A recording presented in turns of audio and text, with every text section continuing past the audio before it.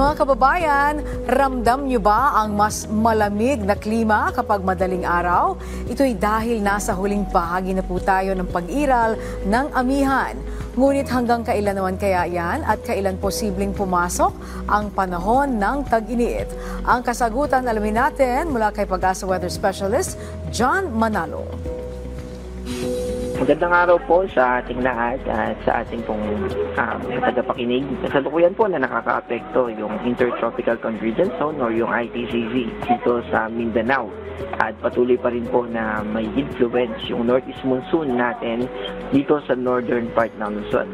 Yung nabanggit po nating ITCZ kanina ay makakapagdala ng mga maulap na kalangitan na may kasama mga pag-ulan at thunderstorms dito sa Davao Region, Zamboanga Peninsula, Sorgen at Barm.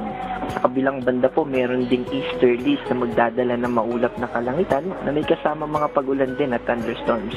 Ina-expect natin yan dito sa Bicol Region, Western Visayas, Northern Samar, Eastern Samar, Samar, Romblon at Palawan. Yung binanggit natin na northeast monsoon kanina ay magdadala ng maulap na kalangitan na may isolated light rains. Dito po yan sa Ilocos Region, sa CAR, Cordillera Administrative Region, and Cagayan Valley. Sa Metro Manila at sa natitirang bahagi po ng ating bansa ay maliwalas sa kalangitan, maaraw sa umaga at sa tanghali. Pero may chances pa rin ng isolated rain showers and thunderstorms. Wala po tayong nakataas ngayon na weather advisory at wala rin tayong gale warning. At wala rin tayong masamang panahon or bagyo na nasa loob ng Philippine Area of Responsibility. Na-expect natin hanggang sa susunod na linggo at hopefully hanggang matapos yung buwan ng March.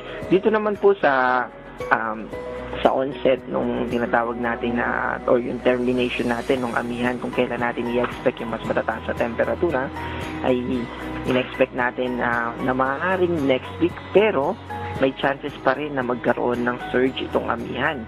Pero dito lang po focus sa extreme northern Luzon at sa Batanes. Para naman po sa highest heat index natin ay sa Metro Manila ay maaaring umabot ng 37 degrees Celsius. At wala po tayong in-expect na danger category sa anumang parte ng ating bansa ngayong araw.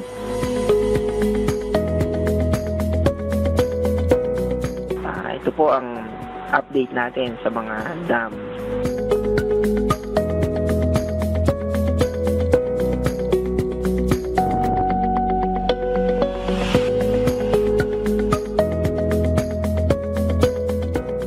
Ito po ang ating update mula sa DOST Pag-asa.